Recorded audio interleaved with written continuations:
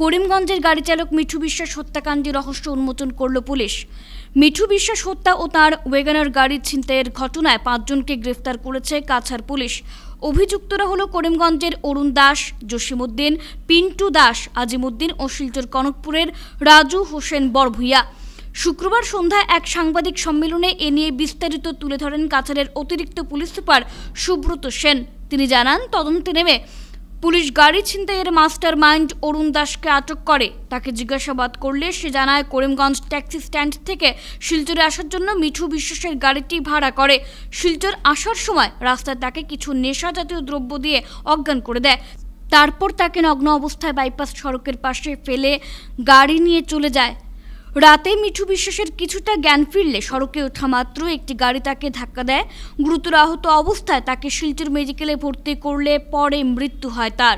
পরবর্তীতে অভিযুক্তরা গাড়িটি মিজোরামে বিক্রি করে দেয়। বিশেষ অভিযান চালিয়ে সবাইকে আটক করেছে পুলিশ বলে জানান অতিরিক্ত পুলিশ সুপার। মিঠু বিশ্বাস নামৰ ব্যক্তিজন তেখেতৰ মৃত্যু ঘটে। ইতিমধ্যে আমি এই ঘটনাত জড়িত অৰুণ দাস, জসিমউদ্দিন, ৰাজু হুছেইন, পিন্টু দাস আৰু আজিমউদ্দিন এই ব্যক্তিসকলক ইতিমধ্যে গ্ৰেপ্তাৰ কৰিছোঁ। আৰু এই যিখন ৱেগনাৰ গাড়ীত যিখনত মিঠু বিশ্বাসক লৈ অহা হৈছিলে আৰু তেওঁক ৰামনগৰত তেওঁক পেলাই দিয়া হৈছিলে, আৰু বাকী যি দুগৰাকী ব্যক্তিয়ে এই ৱেগনাৰ গাড়ীখন লৈ গৈ তেওঁলোকে ভাইৰেংটি গ'ল, মিজোৰাম ভাইৰেংটি গ'ল। তাৰপিছত তেখেতে আইজলত গৈ বেলেগ এজন ব্যক্তিক তেখেতে এই গাড়ীখন বিক্ৰী কৰিলে। তাৰপিছত তেওঁলোকে অৰুণ দাস আৰু তেওঁলোকে পলায়ন কৰি আছিল। আমি জনামতে অৰুণ দাস তেখেতে নাগালেণ্ডৰ ডিমাপুৰত পলায়ন কৰি আছিল। ইতিমধ্যে আমাৰ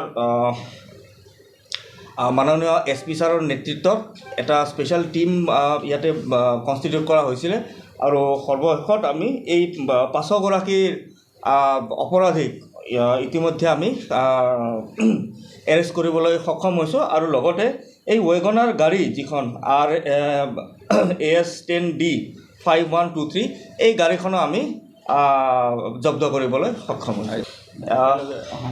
একেলগে অহা নাই, কিন্তু তেওঁলোকে ইয়াত কনস্পিৰেচিত তেওঁলোকক মানে ইনভলভ হৈ আছে। অৰুণ দাস আৰু লগত আৰু এজন আছিলে। এইটো আছিল জসিমউদ্দিন পাথাৰকান্দি কৰিমগঞ্জ। ৰাস্তাত তেখেতসকলে লগ পালে, আৰু এই বাকীসকল হ'ল তেওঁলোকে মিডিলমেন। তেওঁলোকে গাড়ী লৈ বেলেগ বহিৰাজ্যত তেওঁলোকে চুৰি গাড়ীখিনি বিক্ৰী কৰে। গাড়ী বিক্ৰী ইটোৱে তেওঁলোকৰ মেইন মটো হয়। আন্তঃৰাজ্যিক বুলি আমি ক'ব পাৰোঁ। ইণ্টাৰষ্টেট বৰ্ডাৰত তেওঁলোকে কিছু জাগাত আশ্ৰয় লৈ আছিলে। আমি কিছু মানে টেকনিকেল কিছু ইয়াত আমি ইনভেষ্টিগেট কৰিছোঁ, এক্সপেক্টৰ আমি ইনভেষ্টিগেট কৰিছোঁ, আৰু তাৰপিছত তেওঁলোকক ধৰিবলৈ কমপ্লিট অপাৰেশ্যন আপোনালোকৰ ডিচেম্বৰ